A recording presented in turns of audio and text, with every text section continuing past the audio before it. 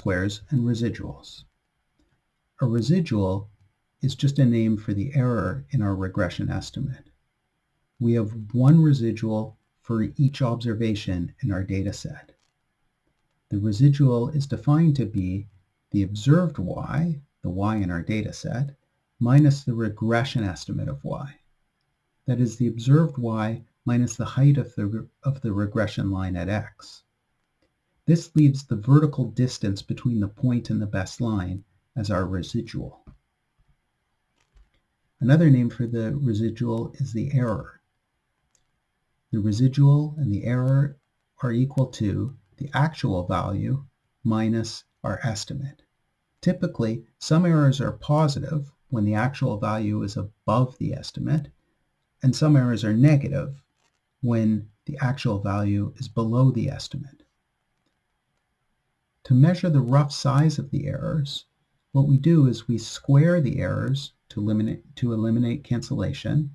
Then we take the mean of the squared errors by summing up all those squared errors and dividing by the total number of observations.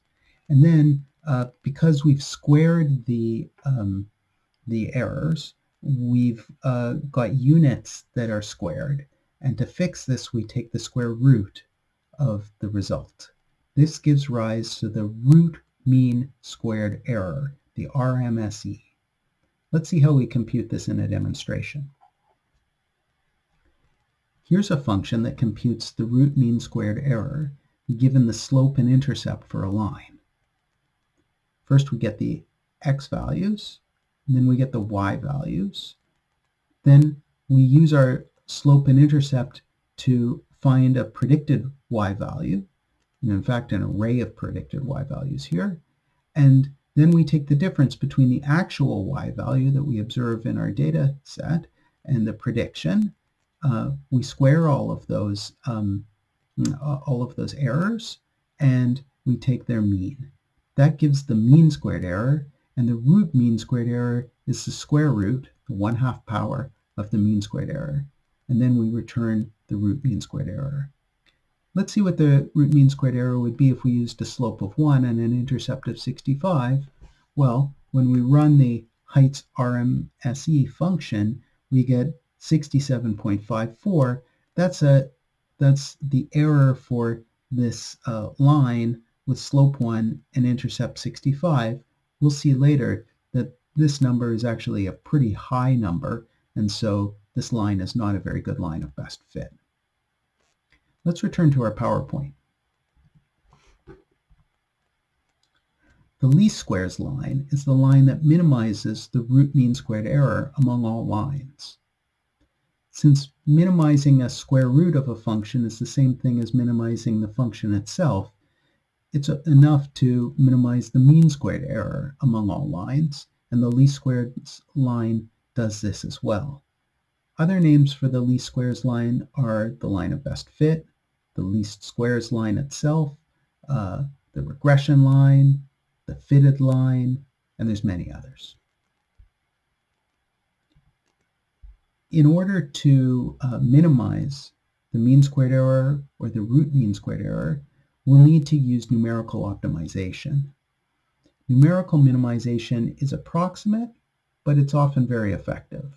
Lots of machine learning uses numerical minimization, and it's a pretty common thing in machine learning to start with some problem, estimate some kind of cost function or kind of error that you have, in our case, the root mean squared error, and then try to optimize your model by selecting parameters like the slope and the intercept so that you minimize the cost function. If the function mean squared error AB returns the mean squared error of the line that we get by using AX plus B, then minimize called on MSE will return an array of two input values, A0 and B0. We say not when we have the little 0 in the bottom of the symbol. And A0 is the slope, and B0 is the intercept of the line that minimizes the mean squared error among all lines with arbitrary slope A and arbitrary intercept B. So we're finding A naught and B naught to be the slope and the intercept of the line of best fit, the least squares line. Let's look at this in the example.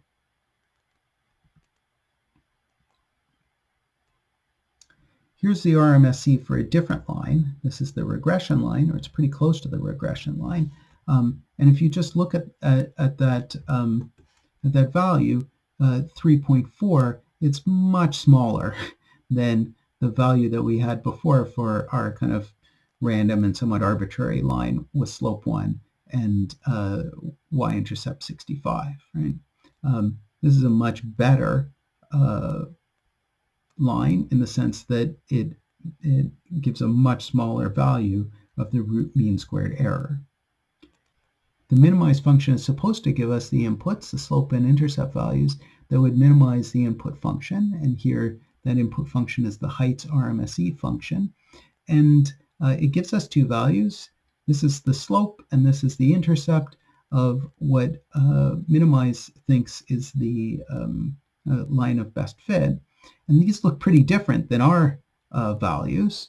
The slopes aren't that far off, but their intercepts are crazily different. What we could do is we could check to see what the values are for our heights function if we use these as our slope and intercept. And we get 3.43, which is just a little bit bigger than the number that we got. And in fact, the minimize function just made an error due to numerical round-off issues. And that's pretty common here. If we use the start option to start the minimization at a value close to our slope-intercept pair, these ones up here, we recover the correct answer. So here I've got the slope being 0.63, and when the minimize function starts kind of at this point and this intercept, it finds the optimal values quite quickly. And notice that 0.63 is maybe just an approximation to the best slope. It's really 0.6374, etc. So even our 0.63 isn't really the slope of the regression line. It's just an approximation to it. And here, if we calculate the root mean squared error of the Heights database with this kind of coefficients for the line of best fit, we get an even smaller root mean squared error, which is the smallest that one could achieve. So the moral of the story is that we should be cautious in using numerical optimization. Sometimes it gives the wrong answer due to round-off issues.